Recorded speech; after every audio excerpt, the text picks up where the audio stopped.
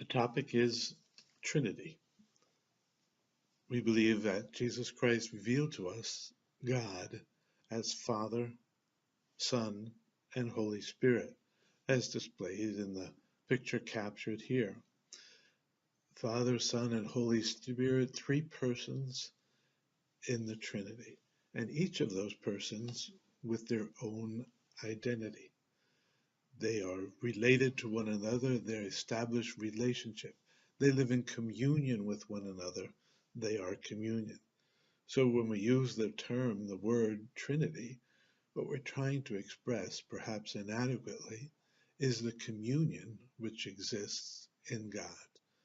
The Father, the Son, and the Holy Spirit are related to one another, the relationship that exists.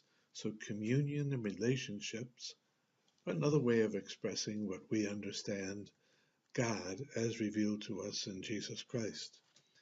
We understand as well that each of the persons, Father, Son, and Holy Spirit, has their own identity. They are who they are, and they are in relationship with one another. They are not absorbed in one another. There's a relationship that exists. And that is true as well of us. We have our own identity, our own gifts to give, our own service to help build up God's kingdom, God's reign.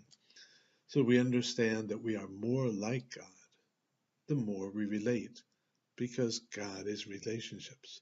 When we turn our back on one another, when we isolate ourselves from one another, when we don't speak to one another, then we are less like God. We are called to be more like God. God is the source of communion, the source of true relationships. God is not uniformity. God is unity of persons.